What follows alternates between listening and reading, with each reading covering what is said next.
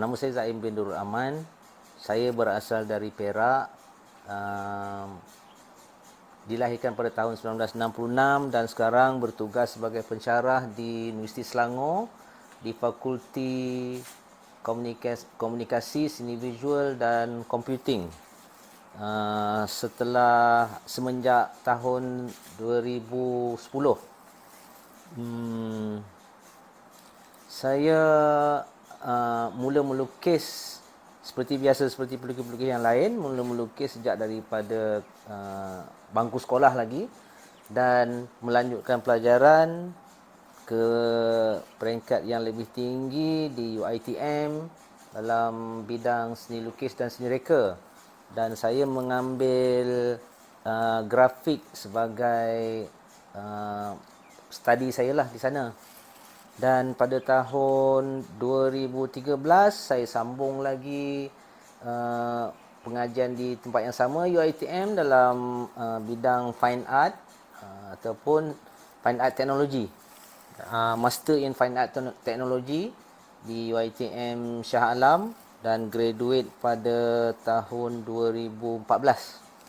Dan selepas itu saya terus aktif mengadakan pameran dan terus aktif berkarya, dan selama ini saya telah mengadakan pameran di dalam negara dan juga di luar negara. Banyak juga yang saya telah mengikuti pameran tersebut bersama dengan rakan-rakan di Malaysia dan juga di rakan-rakan di luar daripada Malaysia lah. Saya pernah berpameran di China, di Jepun, di Bulgaria, Tunisia, Latvia dan juga banyak lagi lah negara-negara lain yang saya pun tak apa ingat dah negara mana yang saya pernah menyertai pameran tersebut. Kebanyakan pameran-pameran tersebut disertai hasil daripada jemputan ataupun invitation daripada program-program di negara-negara tertentu lah. Pada pertama sekali pameran yang saya ikuti ialah di Macedonia, di mana saya mengikuti program art residency di sana bersama dengan pelukis-pelukis European, dan bermula daripada situlah saya membina network. Dan pada tahun yang berikutnya, almost setiap tahun saya dijemput untuk mengikuti program-program yang seumpama itulah, ya. Berpendidikan grafik. Sebelum menceburkan diri dalam bidang fine art, saya consider late comer dalam fine art ni. Saya bermula pada tahun 96 dan bermula dengan menyertai pameran dan juga menyertai art competition, pertandingan melukis. Dan bila saya terpilih sebagai pemenang, itu menjadi satu batu loncatan untuk saya teruskan karier sebagai pelukis. Walaupun saya banyak dapat job ataupun kerja-kerja grafik, kerja-kerja komersial seperti illustration, seperti design, kan. Selain daripada itu, untuk memantapkan lagi skill, saya sebagai seorang illustrator sentiasa melukis. Dan bila satu ketika saya tidak ada job ataupun tak ada kerja, sebab saya adalah seorang full time artist, full time illustrator waktu tu. Bila job tak ada, saya akan penuhkan masa dengan melukis ataupun painting. So di situlah saya eksperimen medium dan juga hasil daripada perkongsian dengan rakan-rakan yang telah berpengalaman dalam bidang tersebut. So saya belajar dengan mereka dan juga belajar sendirilah melalui penglihatan, melalui observation, melalui pembacaan, kan, melalui mengunjungi pameran-pameran lukisan. Jadi di situ agaknya menjadi satu kaedah pada saya untuk meningkatkan diri dalam bidang fine art. Jadi bila competition yang saya masuk tu mendapat tempat, so saya teruskan bekerja sampai hari ini. Daripada tahun 96 hingga hari ini, walaupun saya diterima bekerja di Unicell, saya tetap teruskan karier saya sebagai seorang pelukis. Dan saya lebih gemar dikenali sebagai pelukis rather than dikenali sebagai pendidik lah. Sebab bagi saya seorang pendidik ataupun seorang pensyarah ataupun guru seni ataupun guru apa saja, dia seharusnya ada background dalam industri. So industri saya adalah fine art. So apa yang saya ajar dan apa yang pengalaman yang saya ada tu menguatkan lagi teknik ataupun metod untuk saya mengajar pelajar-pelajar saya lah. So itu menjadi satu motivasi pada diri saya dan juga pada diri student-student saya lah. Saya ada ramai sebenarnya artis yang menjadi influence. Cuma saya boleh bagi dua nama kot yang saya sangat favourite, iaitu Caravaggio dan juga Rembrandt. Sebab saya punya genre lebih kepada realism, walaupun sekarang ni saya slowly beranjak untuk mencabar diri untuk membuat abstrak. Tapi dalam diri saya ni tetap realism tu menjadi satu kekuatan. That's why artis-artis seperti Caravaggio, Rembrandt tu memang menjadi favourite saya lah. Dan karya-karya pelukis ni juga banyak yang menjadi rujukan saya dari segi compositionnya, dari segi tekniknya kan, dari segi penggunaan brush, penggunaan colour. So banyak kerja-kerja saya memang dipengaruhi oleh karya-karya pelukis-pelukis tersebut. Dan ramai lagi pelukis-pelukis lain sebenarnya. Selain daripada pelukis-pelukis ternama, pelukis-pelukis yang sebutkan tadi, pelukis dalam negara juga ramai yang menjadi favourite saya. Saya mendapat inspirasi untuk karya terbaru. Saya bercerita pada karya terbaru. Inspirasi karya terbaru adalah lebih kepada nature. Sebab saya berasal daripada kampung sebenarnya. Tapi bila menetap di Kuala Lumpur agak lama, melebihi 20, mungkin 30 tahun di KL, dan saya berpindah ke kampung membina sebuah mahligai saya di sini dengan suasana kehijauan. Di situlah menjadi satu inspirasi pada saya melihat banyak nature, banyak mendengar bunyi-bunyi unggas, melihat kehijauan. So karya saya yang terbaru pun adalah berkonsepkan alam semula jadi. Itu yang saya nampak sekarang ini, dan karya saya juga adalah represent kepada protes kemusnahan alam sebenarnya. Bukannya melukis, contohnya melukis bunga bukan kerana bunga tu cantik bukan. Saya tidak melukis bunga yang cantik, saya melukis bunga yang layu, bunga yang dah mati. Adalah represent kepada protes penebangan pokok, protes kemusnahan hutan.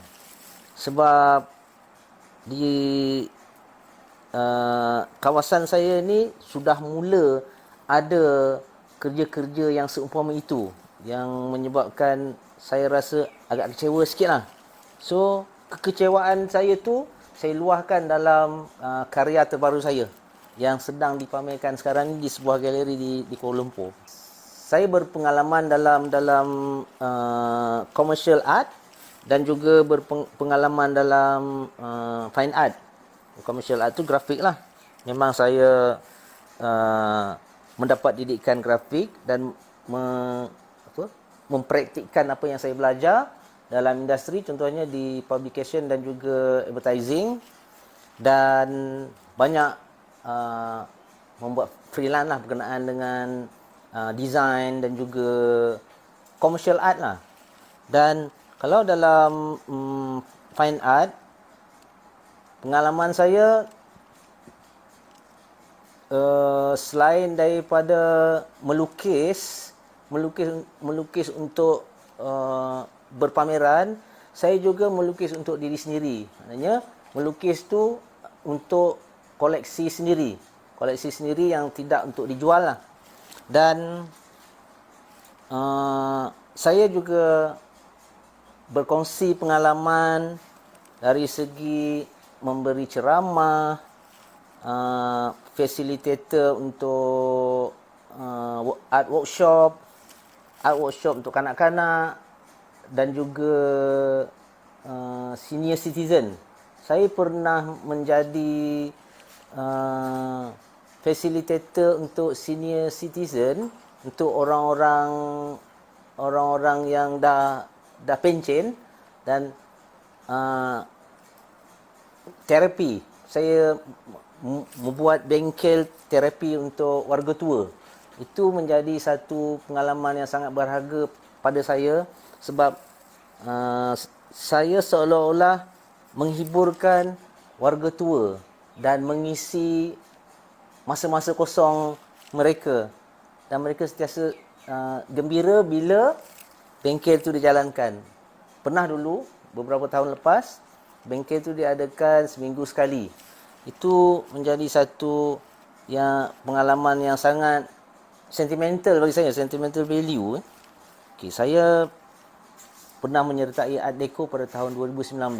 Waktu tu Art Deco diadakan di Madrid Jalan Duta, dan itu adalah pertama kali saya join Art Deco. Terima kasih pada Tuan Azmi Sulong kerana menjemput saya untuk participate dalam pameran tersebut lah.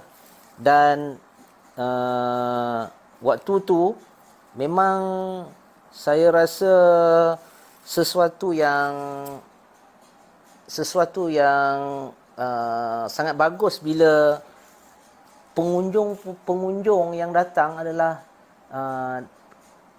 kolektor-kolektor terkenal dan juga pemimpin-pemimpin negara waktu tu.